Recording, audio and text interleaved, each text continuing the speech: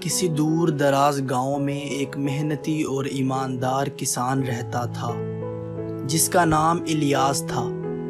اس کے پاس زیادہ زمین نہیں تھی، صرف چند بوسیدہ کھیت، ایک پرانی جھونپڑی اور 5 مرغیاں تھیں جن کا خیال وہ اپنی بیوی زینب کے ساتھ رکھتا تھا۔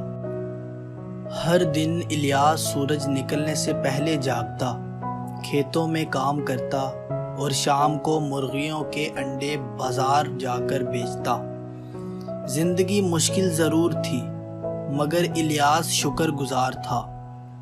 ایک دن صبح کے وقت جب الیاس مرغیوں کو دانہ ڈالنے گیا تو اس نے دیکھا کہ ایک مرغی نے عام انڈے کی بجائے ایک عجیب سا چمکتا ہوا انڈا دیا ہے۔ پہلے تو وہ ڈر گیا، پھر جب غور سے دیکھا تو وہ سونے کا خاص انڈا تھا۔ الیاس خوشی سے جھوم اٹھا، اس نے انڈا سنبھال کر رکھ لیا اور اگلے دن شہر جا کر اسے بیچ آیا۔ اتنی بڑی رقم اس نے زندگی میں کبھی نہیں دیکھی تھی۔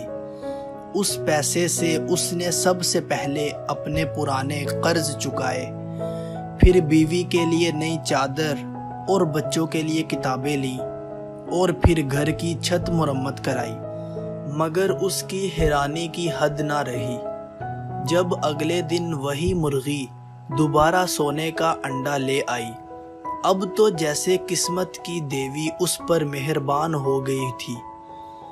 روز ایک نیا سونے کا انڈا، اور الیاس کی زندگی دنوں میں بدلنے لگی۔ گاؤں کے لوگ اس کے نئی زندگی دیکھ کر حیران تھے، مگر الیاس نے کسی کو راز نہ بتایا۔ اب وہ اچھے کپڑے پہنتا تھا، صاف ستھرا رہتا اور ہر چیز میں بہتری آتی گئی۔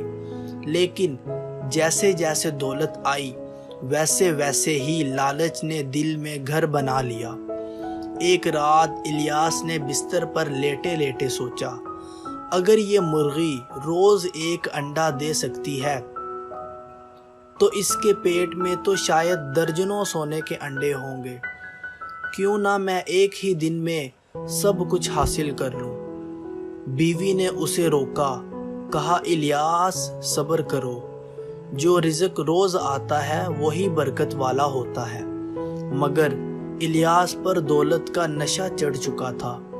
اگلی صبح جیسے ہی وہ مرغی کے قریب گیا، اس نے چھری سے اسے مار ڈالا، پیٹ چاک کیا، لیکن اندر کچھ بھی نہ نکلا، نہ کوئی انڈا، نہ سونا، نہ خزانہ۔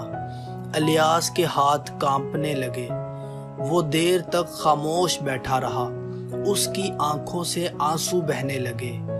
میں نے اپنی قسمت خود اپنے ہاتھوں سے برباد کر لی، وہ ہڑبڑانے لگا۔ چند ہی مہینوں میں اس کی جمع پونجی ختم ہو گئی۔ وہ دوبارہ کھیتوں میں کام کرنے لگا اور باقی مرغیاں بھی بیمار ہو کر مر گئیں۔